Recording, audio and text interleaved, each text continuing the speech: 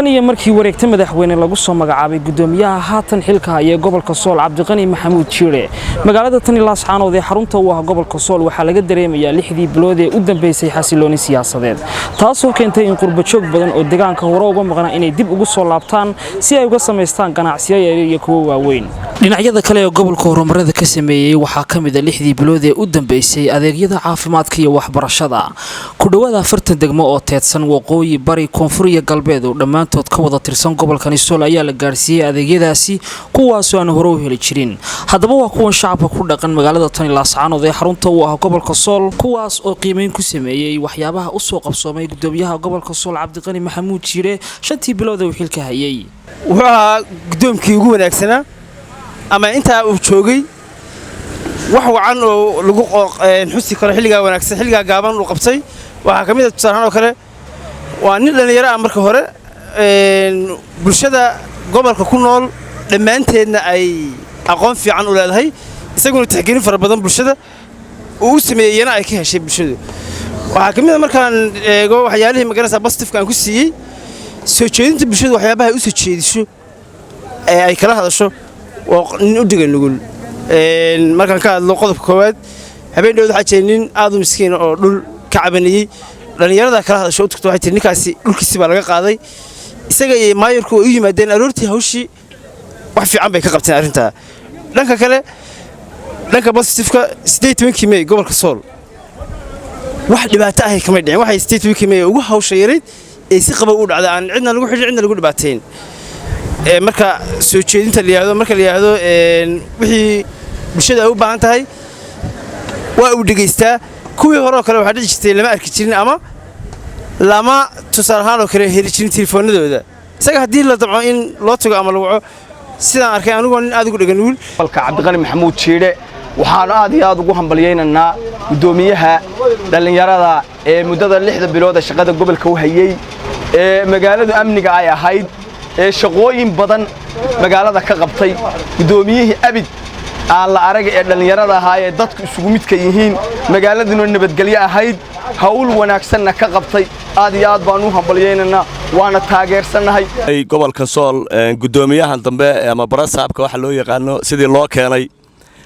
arrimaha maamulku uu hagaagsanaa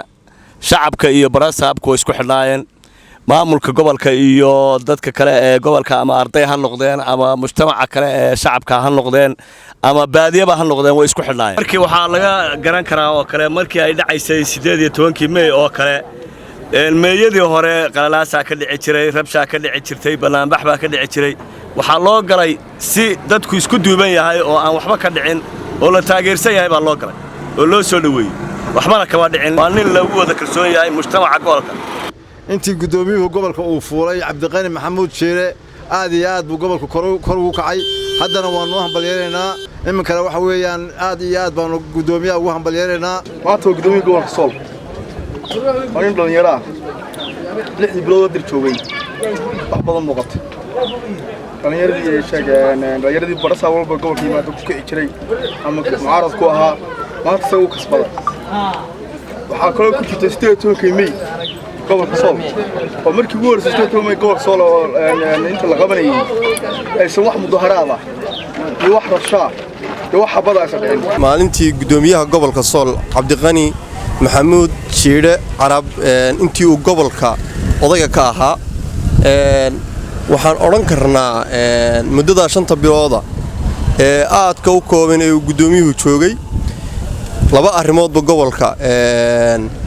horumar baa laga gaaray labada arrimood oo ah amniga gobolka ama nabadgelyada gobolka oo maad ogtihiin maanta gobolkii cid is haysata iyo colaado ka jira iyo dhibaato ka jirta in aanay jirin amniga iyo nabadgelyada gobolkuna ay cirka maraso ta kale oo ah horumarka gobolka oo uu hormuud uu ka yahay gudoomiyaha Cabdiqani oo xaqiiqatan horumarka gobolka ganacsi ahaan amni ahaan balyeynana xukuumadda iyo hogaaminaya madaxweyne Muuse Biixina waxaan leenahay war gudoomiye ka horeeya kama ana arag waa gudoomiyahooda leh oo gobolku barwaaqo iyo bashbash iyo nimco buu ku jiraa xaqiiqatan waaba nin hoodo laho gobolka maanta dee nimcadiisa gobolka jaran gobolku intii uu joogay Cabdiqani Maxamuud Shiire intii uu joogay wuxuu qabtay shaqooyin waaweyn nabadgelyaduna taan bay noqotay waana ugu mahadnaqaynaa waana soo dhawaanaa waana la shaqeynaa